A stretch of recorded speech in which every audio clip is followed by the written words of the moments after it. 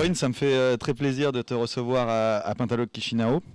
Ça fait quelques mois qu'on travaille ensemble, on a commencé en janvier, voilà, c'est ça.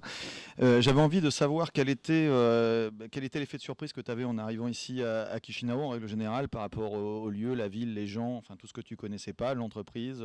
Est-ce qu'il y a une différence entre ce que je t'ai raconté il y a quelques mois et maintenant?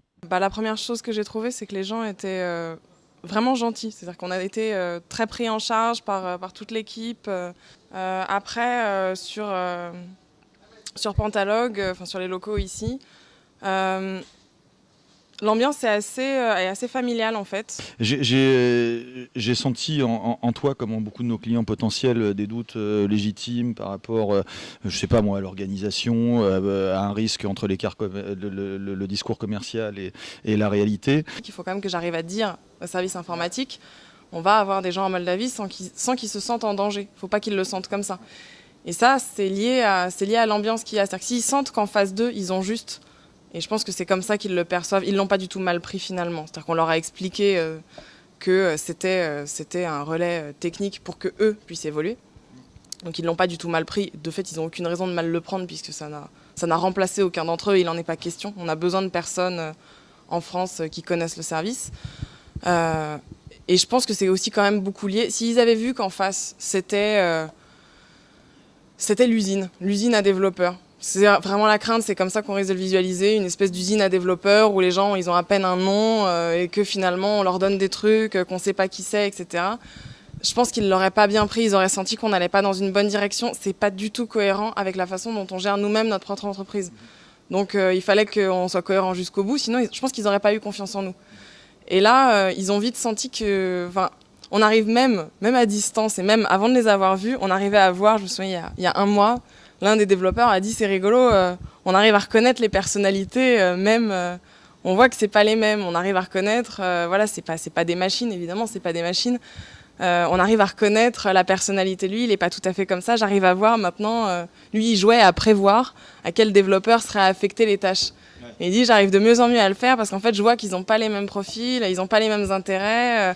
Lui, il est plus technique, il aime bien la recherche, il aime bien les trucs un peu pointus. Lui, il est plus efficace, etc. Et on arrive à voir leur personnalité. Je pense que le fait d'avoir senti ça, le fait que ça restait humain, etc. Finalement, c'est juste bon, voilà, c'est des gens qui sont à 2000 km, mais on connaît leur nom, on sait qui ils sont. Maintenant, on les a vus.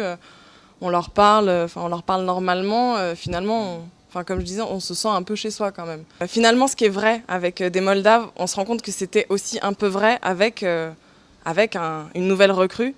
Donc là-dessus, je pense que ça joue d'une part, à mon avis, ne serait-ce qu'en efficacité, parce que je pense que finalement, d'avoir des usines de développeurs finit par être perdant. Je pense que c'est même pas un bon calcul sur le long terme, c'est peut-être...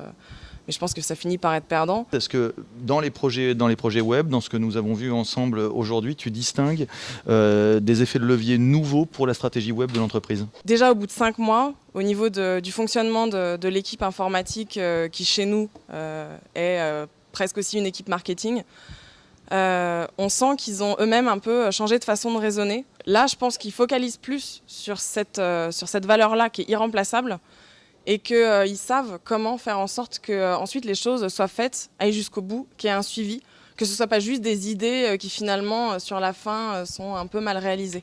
Donc nous, c'est vrai que ça nous a donné... C'est comme si on avait gagné des effectifs en réflexion et en créativité. Et je dois reconnaître que là-dessus, Mihai, notre chef de projet, je pense qu'on s'est autant adapté à lui qu'il s'est adapté à nous.